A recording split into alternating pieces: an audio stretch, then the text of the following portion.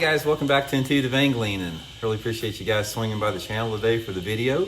We're going to be talking about the 3 signs that you can tell if somebody can fish or not, how good of a fisherman they are. Guys, I can look at somebody, I can be in a cove, and I can look across the cove, and I can watch somebody for less than 5 minutes, and I can tell you how good of a bass angler they are just by watching them for 5 minutes. I'm going to tell you what that is, what those 3 clues are. And also, guys, if you don't fall into this category, it will help you become a better angler if you adopt what I'm talking about here, if you take that advice. So I think it's definitely going to add up to some more fish for you guys in a way that you probably never considered before. Also, guys, for get started, man, thank you very much for all the support of Intuitive Angling, guys. I know there's a ton of YouTube videos for you guys to watch. I really appreciate you guys coming by Intuitive Angling. Appreciate you guys subscribing to the channel, joining up as a channel member, hitting that like button, hitting the hype button especially, much appreciated. And guys, one quick thing before we do get started, I want guys to let you know that Cast King has got a special this month on their Kestrel Ultimate Finesse bait cast outfit. This is a Finesse bait casting reel designed specifically to cast light line with it, like 6 to 8 pound test line, small baits like little jerk baits, little crank bait, shaky heads. So if you guys don't like to fish spinning tackle and you want to use a Finesse bait caster, it's got a unique braking system and a low friction line guide on it to allow you to cast those light ones. I'll have this in my a link in the description of this video. And consider pairing it up, guys, with this Megabass Destroyer rod. This is a super light combo. All those links are in the description there. I appreciate that. Okay, I am a keen observer of bass fishermen, and I do this because I want to constantly learn and assimilate information and become a better angler myself. So over the years, I've been able to correlate the watching somebody fish, and I can tell you directly how good of an angler they are from 3 different identification criteria here I want to get into. So get into the first one. The first one, guys, is how somebody casts. It's their body movement and their body posture and the mechanics of when I watch them cast. I can tell how good of an angler they are just by watching that. Now, you've got somebody, let's just start out as far as, you know, the grade of the skill level of a bass angler.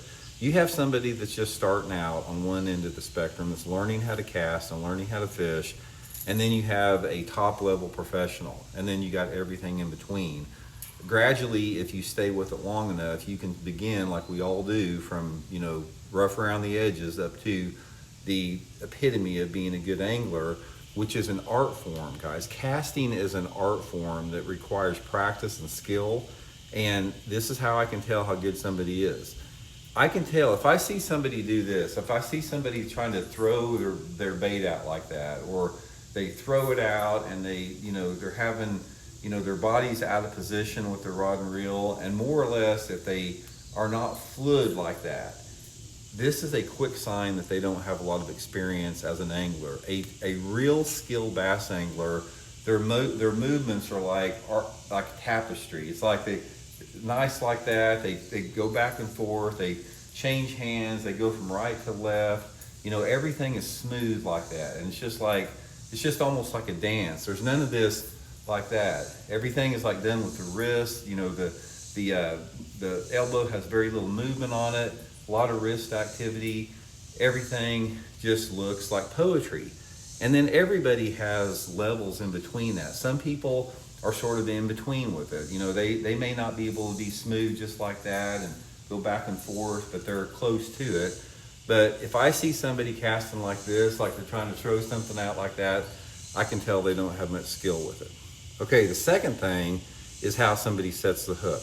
I can watch somebody set the hook and tell how good of an angler they are as well. It's like when you're, you throw out there like with a jig or something like this, and somebody gets a bite, you know, it's like they're working like that.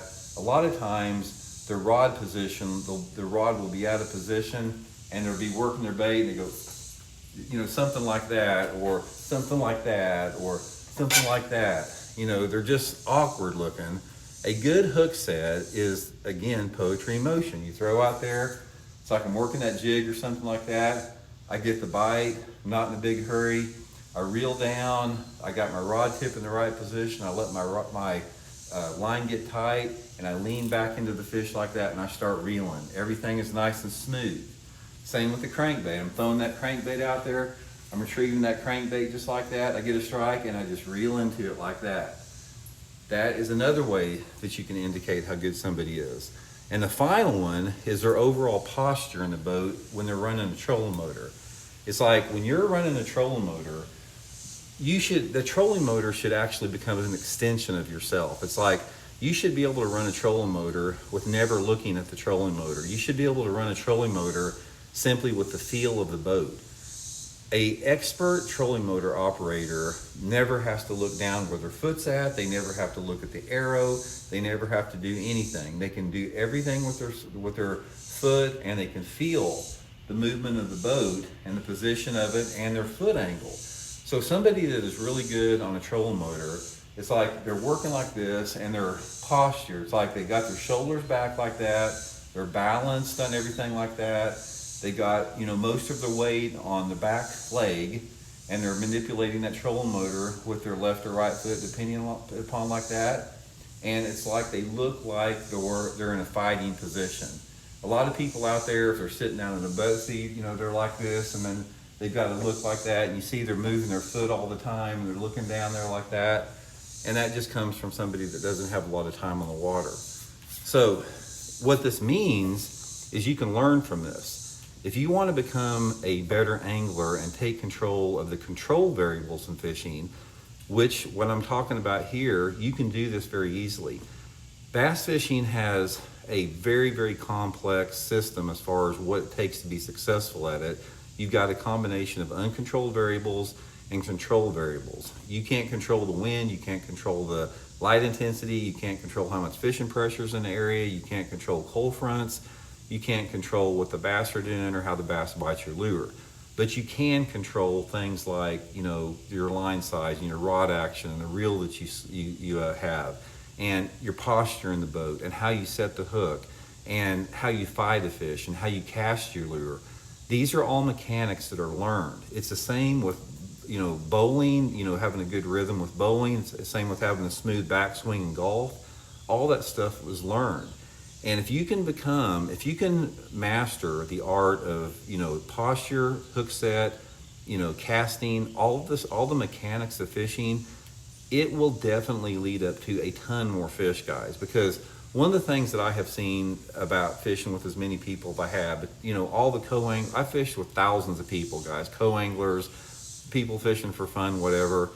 And I can tell you for sure, the amount of fish that a person catches does not have any it doesn't have anything to do with how much they know about bass fishing, how much they know about bass fishing behavior.